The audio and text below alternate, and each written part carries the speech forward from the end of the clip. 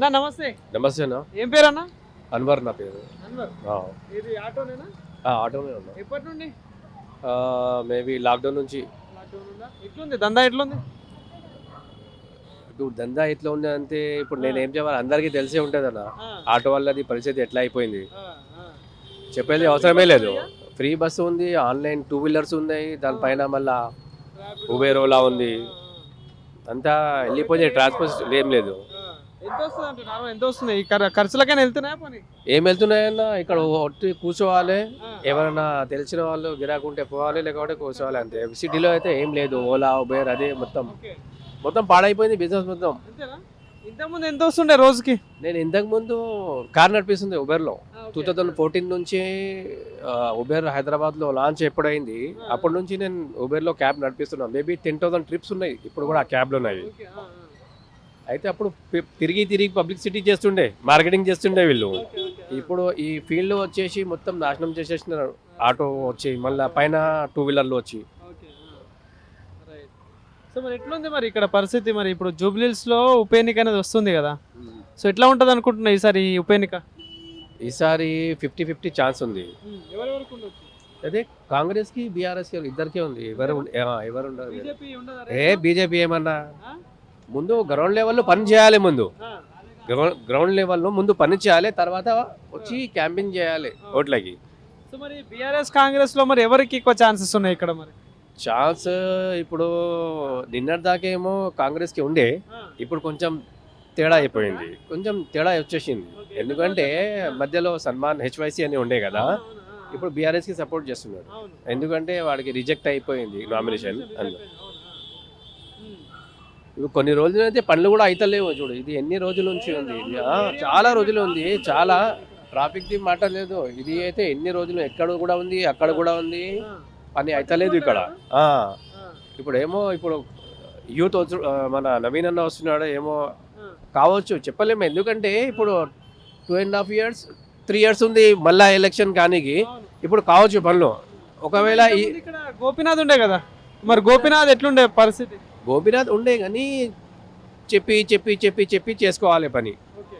అట్లా అయిపోయింది.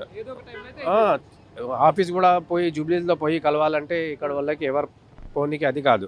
ఇప్పుడు నవీన్ యాదవ్ అంటే ఇక్కడ దారిలో ఉంటే పోయి దారిలో వచ్చేటప్పుడు కూడా కంప్లైంట్ చేయొచ్చు ఏమైనా ఉంటే.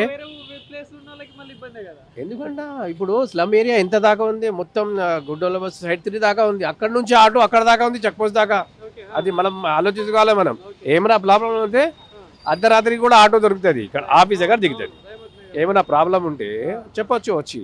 సో అంటే ఇప్పుడు వాళ్ళ భార్య సునీతకి అయితే టికెట్ ఇచ్చారు కదా, సో ఆమెకు అంటే లైక్ ఓట్లు పడే ఛాన్సెస్ ఉన్నాయా? ఛాన్స్ ఉంది కానీ ఫేస్ లెవెల్ ఎక్కువ ఉంది, ఫేస్ ఫోకస్ ఎక్కువ ఉంది అన్న. ఇంకా జనాల్లో తిరుగుతారు. ఇప్పుడు ఆమె అయితే ఇప్పుడు దాకా రాలే కదా, ఇప్పుడు రీసెంట్గా ఇప్పుడు వస్తుంది.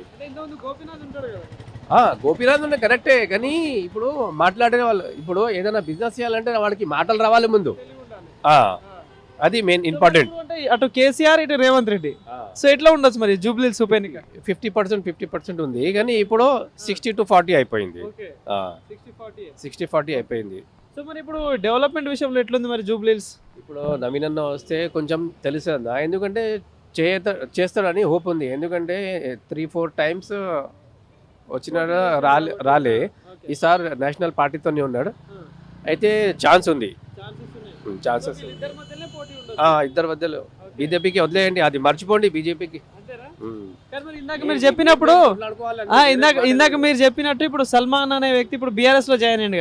సో మరి అదేమన్నా ప్లస్ దానివల్ల 10% ఎక్స్ట్రా చెప్తున్నా నేను మీకు, 60-40 అని. అందుకే చెప్తున్నా నేను, అందుకే అంటున్నా. ఎందుకంటే మాక్సిమం బోరాబండ, సుల్తాన్ నగర్, అల్లాపూర్ అటు సైడ్ వాళ్ళు కొంచెం సల్మాన్ కి సపోర్ట్ చేసిన వాళ్ళు ఇక్కడ లేరు, కానీ అటు సైడ్ ఎక్కువ ఉన్నారు. ఇప్పుడు అటు సైడ్ ఇక్కడ కన్వర్ట్ అయిపోతే ఆటోమేటిక్గా 60-40 అయిపోయింది. అది ఫైట్ గట్టిగా ఉంది. బీజేపీ జోకర్ ఉన్నాడు, ఏం రాడు బీజేపీ.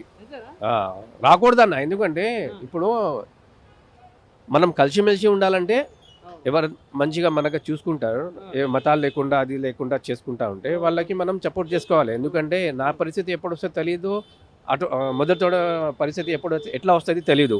కానీ ఒక కులంకి ఇట్లా పట్టుకొని ఉంటే మనమే లాస్ అవుతాం, పెద్దవాళ్ళు లాస్ కారన్న దీంట్లో.